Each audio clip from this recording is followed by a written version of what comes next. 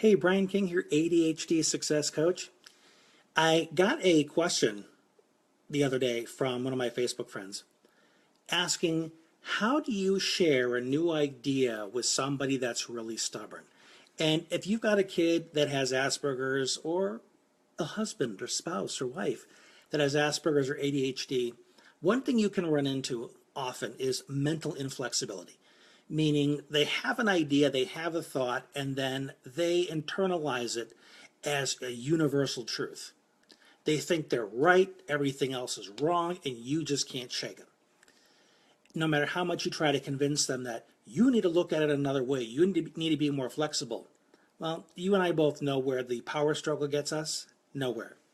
It sends us on a straight trajectory to frustrationville. So what do? We know these folks need to be more flexible in their thinking. We know that they need to be able to consider alternate ways of looking at a situation in order to be more resourceful and more resilient. Otherwise, they're going to have one meltdown after another, anger, outbursts, whatever, because reality bites them in the butt and shows them that their inflexible way of viewing the world just doesn't play. So what do? I've been researching communication and relationships.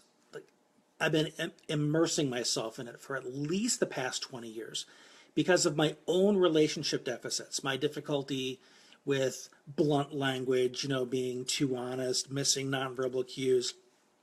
And I really wanted to figure out how to be as effective as possible. And I continue to be a student of communication.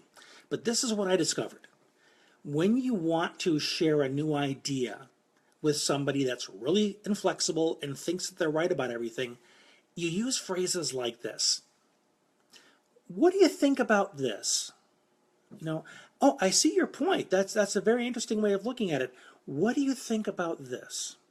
Or, what if we considered that? Or, that reminds me of. Let me tell you what the spirit of this language is based on and why it's so effective. Number one, it's non-confrontational.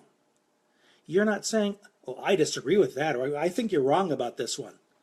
When you confront like that with somebody that thinks they're right, the defenses go up, they're going to fight even harder, or they're going to shut you out.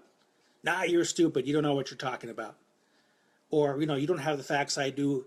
And, worst case scenario, and I know somebody like this, I'm convinced that I'm right and nothing you can say will change my mind. It's inflexible thinking, okay? Even if the person has all the facts, the fact that they won't even listen to you and entertain the fact that your point of view is valid as well, that's problematic. So one, it's non-confrontational. Two, when you use phrases like, what do you think about this?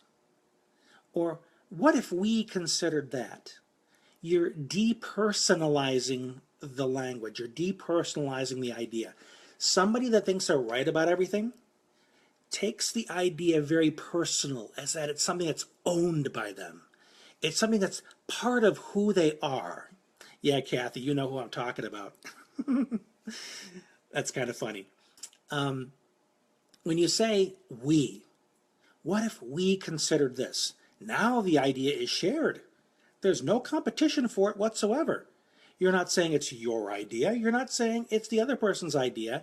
And you are certainly not saying it is preferable to the one that they put out there. You're just asking, what if we considered this?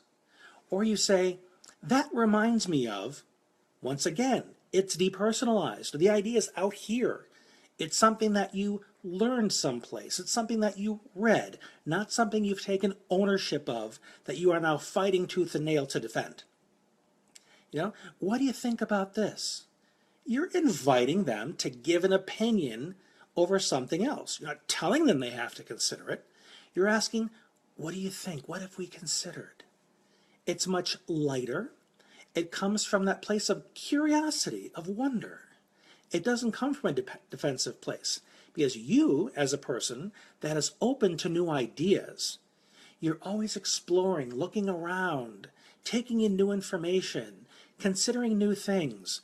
And it's important that you bring that spirit to the conversation, because what you're modeling is receptivity, non-reactivity, non-defensiveness, you're modeling curiosity. You're not giving this person anything to push back against. And by modeling that, it can make it easier over time for a person to lower their defenses and begin to consider new ways of looking at things, and maybe even trying on some new ideas to implement them and maybe get some better results, instead of hiding behind that absolute need for certainty that causes them so much anxiety and results in so many arguments. So I hope this has been helpful for you. If so, feel free to comment below and let me know how it's been helpful. If you want some help on implementing this, feel free to give me a private message. I'm happy to coach you through it. And if you think anybody else can value from this, share away so that more people can be helped. Thanks for tuning in today, Chris, Kathy, and everybody else. It's always wonderful to see you. This has been Brian King, and I've got your back.